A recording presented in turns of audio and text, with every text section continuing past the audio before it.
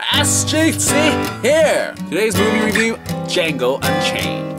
It's D is silent. So plotline, let's start with the plot, folks. Pretty much it's a slave being freed, and then this white dude is like, hey, I freed you. Can you just kill some white folks for me and be bounty hunters? And the black guy's like, yeah, let's do this. And can you save my wife while we're at it? And there's your storyline. And Leonardo DiCaprio and Samuel L. Jackson just fits there, and they have some pretty good parts. What I liked about this film, it captured the essence of a Western, like harshness of slavery and just like weirdness of like blacks were just not treated as real people. I say this as sort of a wake-up call, as a sense that this past happened and it was that harsh, because I think that people just say, oh, blacks are slaves and sucks to be them, let's move on with life. But with this film, it really addresses the fact that things were really harsh for them. Like, people didn't treat them at all as humans. Because, I mean, a maid was whipped because she broke some eggs. Like, heck is up with that. That happened back then, probably. Dialogue is dialogue from Quentin Tarantino, saying that I only just watch Inglourious Basterds. And I must say, in par with Inglourious Basterds, the dialogue is awesome. It just creates this tension. It's just like, what's gonna happen?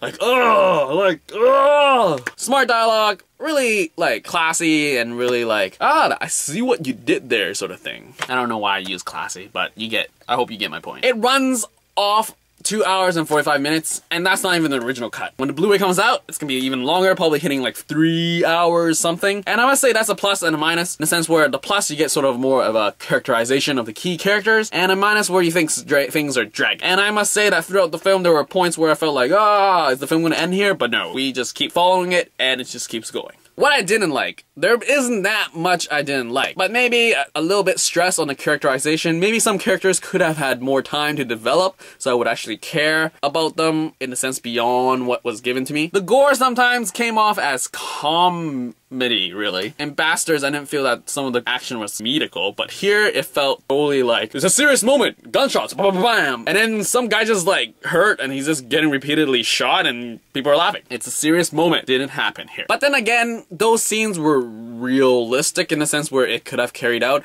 and I would probably like other films to actually show that sort of gun wound in a sense, but without the comedical side of it. I mean, shooting your own buddies in a gunfight does happen, and things do happen here. As I said, I only seen not that many Tarantino's films. Dang, I watched Kill Bill 1 and 2, Inglourious Basterds, and that's pretty much it. I really need to go back and watch more stuff, like Pulp Fiction, because everyone's gonna kill me because I haven't seen Pulp Fiction. So yeah, like, it's a great film, I would say. I would just, major thing for me was pretty much going into a film thinking it was 14A and expecting 14A things. But clearly, this film is 18 plus in my books. Has freaking swearing. Using the N-word excessively is not freaking swearing. I think it's more than freaking swearing. And then there's the gore and violence. It's gory violence. I would say there's gratuitous gore and violence and nudity. There was no mention of brief nudity or nudity. There is nudity in this film, people. And I would say, seriously, 14A means that if I was a father, my kid who is 14 can go in this film by himself without me knowing ever. And I would be concerned, because I swear, Django Unchained, if my 14-year-old kid watched it, I would sort of question why he wouldn't watch it in the first place. But if I had to watch it with him, I would watch it with him, not by himself or with his friends, because it's just like 14A is 14A.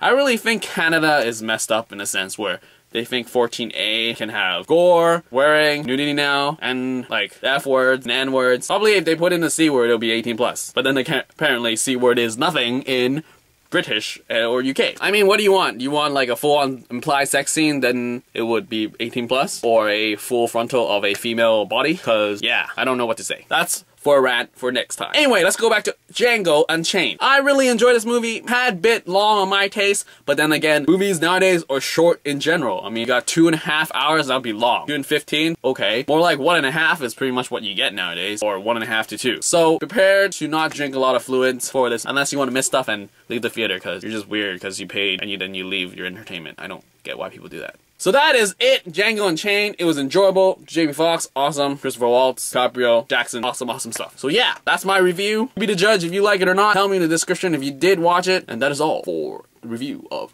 Django Unchained. See ya.